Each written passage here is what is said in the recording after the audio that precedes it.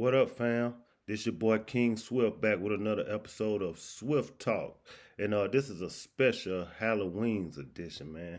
We're going to talk about Alabama versus Georgia in college football. Will it happen? I don't know. And I'm going to give you my top five scariest movies. You don't want to miss this. But let's get into it, man. Alabama versus Georgia. Bulldog. Will it happen this year? Hey man, I hope so. I know Georgia gonna be there in the SEC championship. I know that for a fact. Even if they lose to Florida, they still gonna make it. You know that's not a thing. The question is, will Alabama make it? I hope so, man. I'm just not as confident in this team as I have been in other Alabama teams. This team here, man, they give you a heart attack, man. They miss so many tackles. They get so many penalties, blown coverages. You know what I'm saying? Like it's just, I mean, if they was to play this weekend, Georgia would smoke Alabama. Georgia the best team in the country. Hey, I bow down. Y'all the best right now. You know, but it's still a lot of football left to be played, man. I've been watching Georgia and I've been looking for a flaw in y'all. I promise to God I have. I can't find it. You know, y'all ain't as explosive as you might need to be when you play Alabama. But, you know, you don't beat yourself. Y'all tough. You know, I look at a team in the trenches, offensive line, defensive line, y'all dominating us in that aspect. So, you know, will Alabama and Georgia meet up in the SEC championship game? It all comes down to this, the Iron Bowl, man. We got to beat Auburn. They sitting there, they lurking.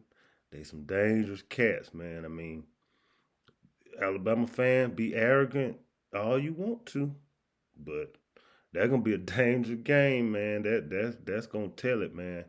I don't think they'll lose up until the end, and I don't think we'll lose, and that's gonna be the determining factor, man. And you know, that's just what it is, man. It gonna come down to the Iron Bowl. But Georgia, y'all, you know, I'm glad y'all number one. We've been the hunted for so long. Let people hunt y'all down. You know, we the hunter now. We behind y'all with the bow and arrow. So, you know, and other teams out there that play Georgia, y'all play them like y'all play Alabama. You know, y'all play like it's the Super Bowl when you play Alabama. When you play Georgia, play them the same way. Like Kentucky, y'all just went up there and played so conservative and didn't throw the ball deep or nothing like that. When they play Alabama, they throwing it all over the field. You know, let it hang out when you play Georgia like you do against us. So anyway, that's neither here nor there. We're gonna move along. And since it's Halloween coming up in a couple of days, you know, we want all the kids and everything to stay safe and everything. I'm gonna give you my top five scariest movies. Now these aren't horror movies, all of them. Some of them are, but it don't take horror to scare me. Sometimes it could be the makeup, the stuff like that in the movie that scares me. You know, it's not always Freddy Krueger or stuff like that in my top five. And I'm gonna start with number five and I'm gonna go down to number one. So I got at number five the scariest movie to me. Number five is Cujo by Stephen King. Now we all know Stephen King. To me, he the greatest writer in the history of writing. You know, he wrote Green Mile, a lot of stuff, Shawshank Redemption, all the horror stuff, Misery, Salem Lot, Pet Cemetery, It. Like he just the greatest writer of all time.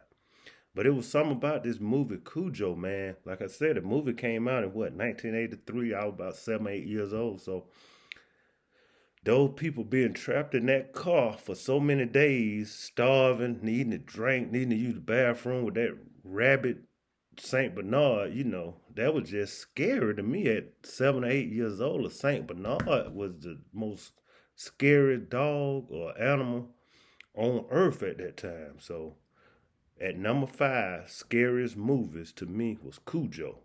Now, coming in at number 4 was a movie a lot of y'all might not remember, but this was in the 80s, a movie called The Day After. It was a made for TV movie. It was about nuclear holocaust, like if the world went into a nuclear war. So you got to remember, if you grew up in the 80s, the most horrible, horrific thing that was on every kid's mind was nuclear war. That's all the news talked about. I mean, they scared kids to death thinking that it was going to be a nuclear war at any minute.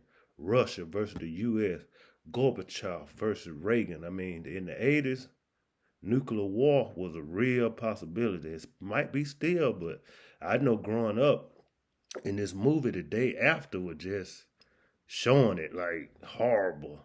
The day after a nuclear holocaust and all that. So if you grew up in the 80s, nuclear war was like a real possibility. Like that was horrible. So that's my number 4 movie, The Day After. The number 3 movie, scariest movie to me, was Friday the 13th, the final chapter. I mean, it was more chapters after that, but this was called the final chapter. Came out in 1984.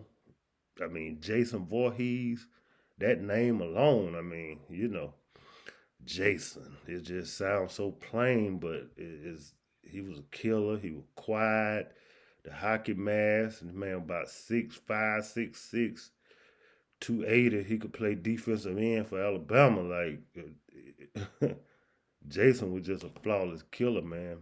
I mean, scared to living. This one scared me because I can remember going to the movies to watch this one and being dropped off at home.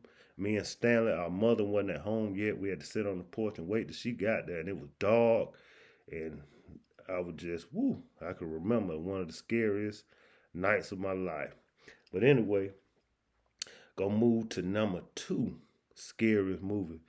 Don't laugh, but you got to think, I'm talking about my childhood. It's not a movie that could come out now. I'm 46, that could frighten me. But as a child, the autobiography of Miss Jane Pittman, it just horrified me, man. The makeup that they had on, rest in peace, Cicely Tyson, was just, I mean, it just scared me to death to see her walk to that water fountain with that old man. I mean, you know what I'm saying? So that's the number 2 movie. Scariest movies in the mind of King Swift is the autobiography of Miss Jane Pittman. You know what I'm saying? And coming in number 1, the scariest movie I ever saw in my childhood. Like I said, these movies came out in the 80s. I was a young man. It just, you weren't used to seeing this stuff. But the scariest movie to me in my childhood was and still is The Elephant Man. Movie came out in what? 1980. I was 5 years old. So it was just the makeup that they put on this guy, man, to make him, I mean, his voice, everything about it just horrified me. The Elephant Man is the scariest movie I ever saw because of the main character, the Elephant Man. I mean, at the time, the makeup that they used, you would think this guy looked it like that for real. Like, and it's based on a true story, but I mean, the Elephant Man is a scary. Google it. Google the Elephant Man and look at some of the images. I mean, for a movie to come out that long ago, and the makeup that they used, the mask, it's just scary, man. But that's my list. Those are the 5 movies that scared me.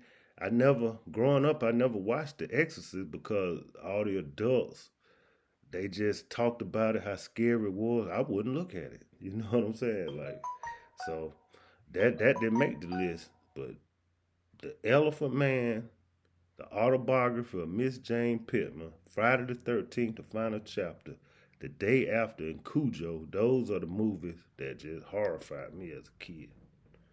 And that's just what it is. So I want to tell everybody have a safe and happy Halloween coming up. Keep the kids safe. Kids, y'all stay out the road. I don't know if people doing any trick or treating or whatever this year. But anyway, that's it, man. King Swift, I'm out. Let's go.